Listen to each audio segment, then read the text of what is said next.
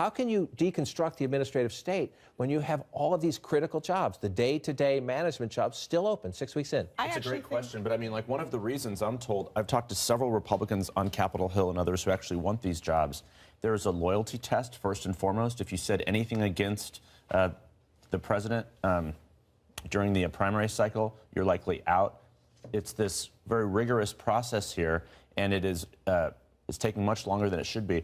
One of the other reasons is the lobbying ban. Some people do not want to go work in this administration because they're prohibited from working for 5 years as lobbyists. So I think that that is one of the sort of draining the swamp things, if you will. But beyond that, first and foremost, one of the biggest reasons all those things are empty, because there were a lot of people who were not supportive of Donald Trump at the beginning, and now they're not welcome. But I actually think Stephen Bannon and President Trump, by extension, doesn't mind that these positions are unfilled, because deconstructing the administrative state also means not allowing the federal government to do a lot of things. I think that that's, you know, when you talk to conservatives, that's the biggest frame of mind difference between a Republican administration and a Democratic one, particularly this kind of Republican administration. They don't want the government to do things.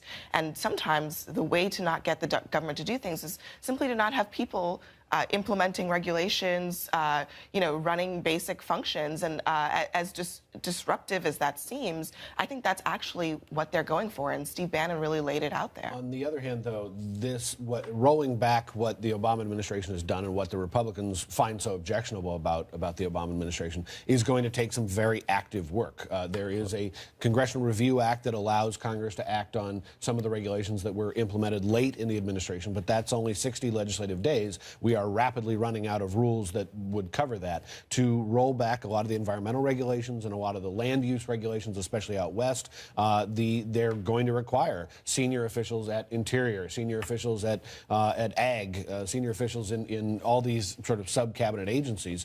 And in a lot of cases, the irony is, to roll back a regulation, you need to promulgate a new regulation, which then takes, you know, years. As we saw, look, the Obama administration didn't promulgate a lot of these rules late in the day because they just suddenly thought of them. It takes literally years to get something like this through the pipeline. So to deconstruct that administrative state is going to require people, and it's going to require time. And if they skip any step in the process, there are any number of Democratic attorneys general in the states who are going to sue the pants off. The career people will make the decision they made yesterday if they don't have somebody from the new administration telling them we're doing things differently from here on forward going to tomorrow. The Steve Bannon appearance at CPAC was part of a remarkable exchange. There have been all these stories about chaos inside the White House, and the White House says this is not true. The White House says to the degree there is chaos, it's the kind of chaos the president likes. He likes people who disagree with each other to fight around him, to have their arguments, and then bring it to him for the answer. So you saw publicly Steve Bannon and the White House Chief of Staff Reince Priebus saying everything's great.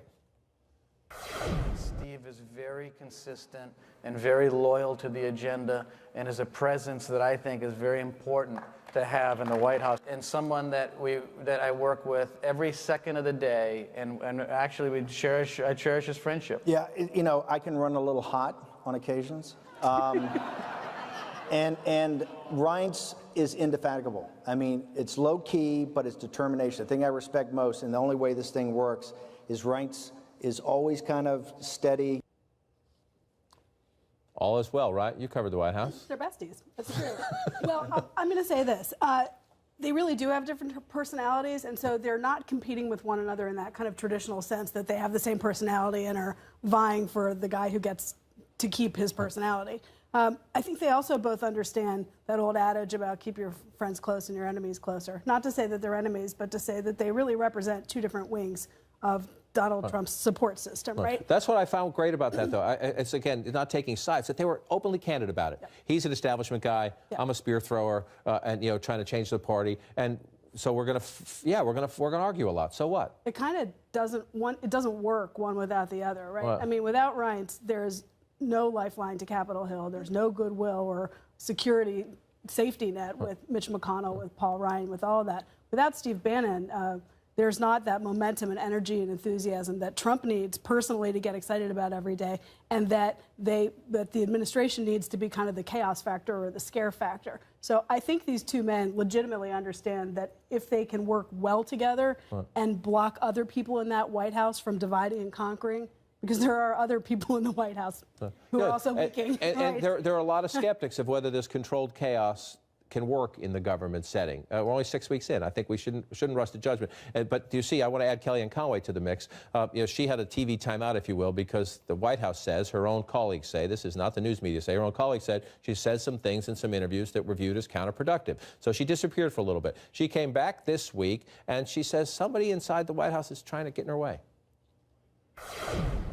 Somebody's trying to stir up trouble, but look, about 5% of what I'm being asked to do in this White House counselor role is TV, and I think that's about right because he's the president now, and he's his own best messenger. There are some people I think trying to get in my way. I've also gobbled up a lot of other people's TV opportunities, so there's some resentment outside, on the outside, I believe, and folks just trying to use me as clickbait and a headline. Who's trying to get in her way? Well, I mean, that perfectly encapsulates the problem with this White House. This sniping is happening in public, which is really remarkable, considering that usually at least they try to put on a good face for the public. But, you know, Kellyanne Conway and other officials are warring behind the scenes about some of these issues. There was some genuine people were genuinely upset in some cases that she would go out on television early in the morning, say one thing without necessarily consulting other people in the White House about what the thing is that they wanted the message to be that day. But she does that, I think, in part to sort of demonstrate her independence from that process and from that chain of command. But, you know, the one thing that a lot of observers say about this White House is that there doesn't seem to be very clear hierarchies, and the sort of chain of command is very flat. Everybody is sort of like on the same plane, trying to vie for seniority in that place. And the person who tends to get the blame for that, to Steve Bannon's benefit, is Reince Priebus. He is the keeper of the clocks and the person who makes sure that the trains run on time. And so one of the benefits of that partnership is that Steve Bannon doesn't get the blame for all of the other stuff that's going on in the White House. Reince Priebus does. Right. Well, we used to call it Clinton time in the Clinton White House. I'm not sure what they're going to call it here when the trains go off the tracks, but we will see. Everybody sit tight now.